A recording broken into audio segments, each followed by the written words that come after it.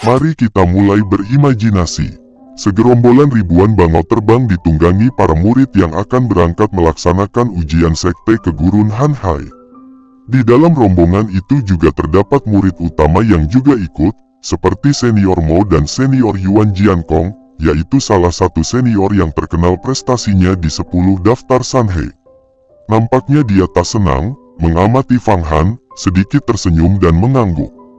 Fang Han merasakan Senior Yuan Jiankong sangat kuat, pandangan tadi membuatku sedikit gentar. Meskipun ada senyuman di wajahnya, tapi aku merasa ada pertanda buruk. Sesaat, Fang Han terjebak dalam ingatannya, namun Hong Yi memanggil, "Fang Han, lebih cepat sedikit." Fang Han buru-buru menyuruh bangau agar lebih cepat, agar dia tidak ketinggalan timnya. Setelah perjalanan seharian yang melelahkan, mereka lantas beristirahat dulu di area pinggiran gurun. Namun, ada seseorang mengawasi mereka dari kejauhan.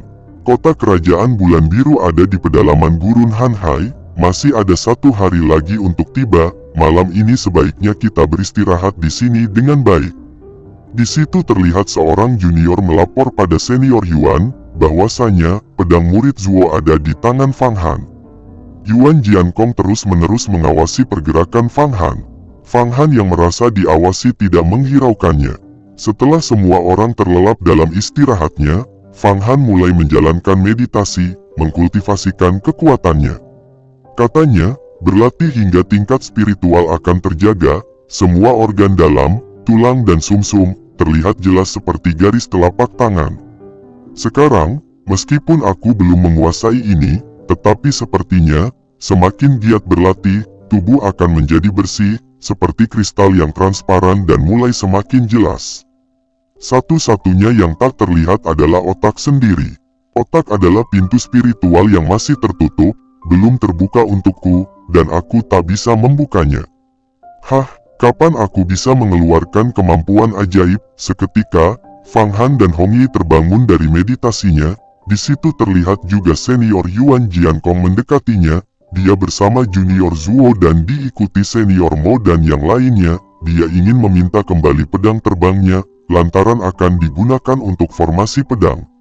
Senior Yuan Jiankong terus memaksanya untuk mengembalikannya. Fang Han yang bingung harus berbuat apa, dia hanya bisa diam.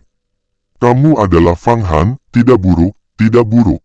Pusaka pedang angin milik Junior Zuo diambil kamu, kan?" Fang Han berpikir, benar saja, sesuai dengan dugaanku, semua karena masalah pedang pusaka. "Junior Fang, kamu memakai pusaka apa untuk mengambil pedang pusaka angin? Apakah pakai pusaka spiritual sekte baik atau barang terlarang sekte iblis?" Sepertinya Junior Fang semakin lama semakin tidak simpel. Di ujian murid luar, kehebatan Junior Fang sudah terlihat jelas.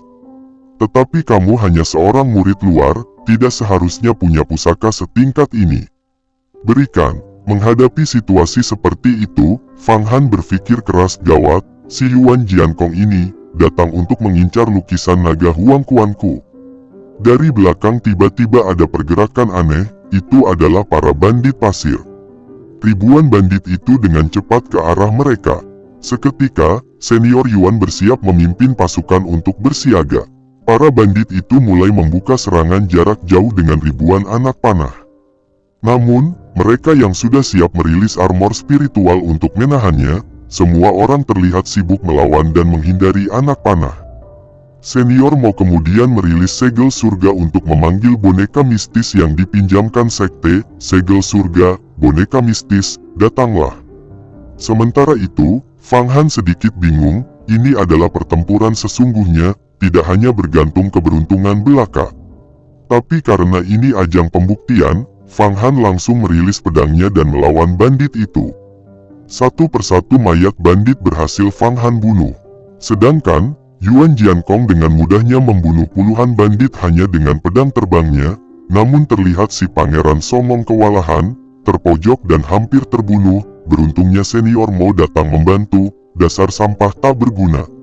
Bandit itu terlalu banyak, semua orang nampak kewalahan termasuk Fang Han yang terpojok, untungnya ada Hong Yi yang melindunginya. Sementara itu, Yuan Jiankong akhirnya beraksi, dia menunjukkan kekuatannya, dengan bangga sebilah pedang terbang di tangannya. Itu adalah pedang ular perak milik Yuan Jiankong. Fang Han melihat itu dengan takjub. Dia terus-menerus membantai bandit. Namun tak disangka, pedang ular perak itu menyerangnya juga. Dengan susah payah, Fang Han terus menghindar.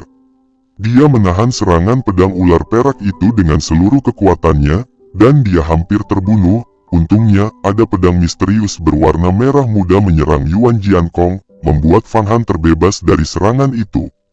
Pedang hasrat merah muda, Pangeran Merah Muda, ternyata itu benar kamu. Menggiwing tubuh Pangeran Songong yang sudah mati, Pangeran Merah Muda itu berkata, "Yoh, bisa melawan pedang hasrat merahku, memang sesuai rumornya di Sekte Yuhua, Yuan Jiankong." Sebuah pedang ular perak terbang menari ke atas dan ke bawah, entah sudah membunuh berapa pria dan wanita baik milik Sekte Iblis Debu Merahku. Setelah kutunggu lama, akhirnya kamu masuk ke gurun Han Hai. Yuan Jiankong mendengus dingin.